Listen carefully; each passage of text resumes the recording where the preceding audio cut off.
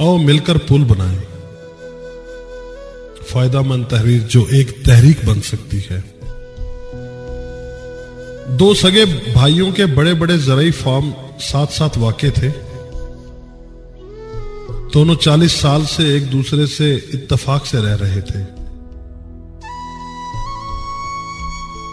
अगर किसी को अपने खेतों के लिए किसी मशीनरी या काम की ज्यादती की वजह से ज़राई मजदूरों की जरूरत पड़ती तो वो बगैर पूछे बिला झिझक एक दूसरे के वसाइल इस्तेमाल करते थे।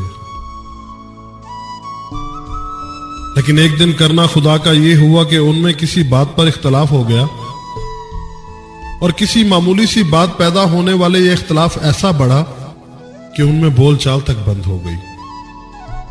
और चंद हफ्तों के बाद एक सुबह ऐसी भी आ गई कि वो एक दूसरे के सामने खड़े गाली गलूच पर उतर आए। और फिर छोटे भाई ने गुस्से में अपना बिल्डोजर निकाला और शाम तक उसने दोनों घरों के दरमियान एक गहरी और लंबी खाड़ी खोद दी। लंबी खाड़ी खोदकर उसमें दरिया का पानी छोड़ दिया। अगले ही दिन एक तरखान का वहां से गुजर हुआ तो बड़े भाई ने उसे आवाज देकर अपने घर बुलाया और कहा कि वो सामने वाला फार्म हाउस मेरे भाई का है, जिससे आजकल मेरा झगड़ा चल रहा है।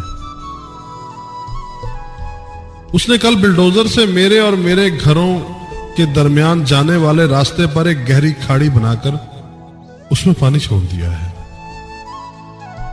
मैं चाहता हूं कि मेरे और उसके फार्म हाउस के दरमियान तुम 8 फुट ऊंची बाड़ लगा दो, क्योंकि मैं उसके घर तो दूर की बात है उसकी शक्ल भी नहीं देखना चाहता। और देखो, मुझे यह काम जल्द अज जल्द मुकम्मल करके दो, जिसकी मैं तुम्हें मुंह मांगी उजरत दूंगा। तरखान ने सर हिलाते हुए कहा, मुझे पहले आप वो जगह दिखाएं जहां से मैंने बाड़ को शुरू करना है, ताकि हम पैमाइश के मुताबिक साथ वाले कस्बा से जरूरत के मुताबिक मतलूबा सामान ला सके। मौका देखने के बाद तरखान और बड़ा भाई साथ वाक़े एक बड़े कस्बे में गए और 3-4 मुतलका मजदूरों के अलावा एक बड़ी पिकअप पर जरूरत का तमाम सामान लेकर आ गए।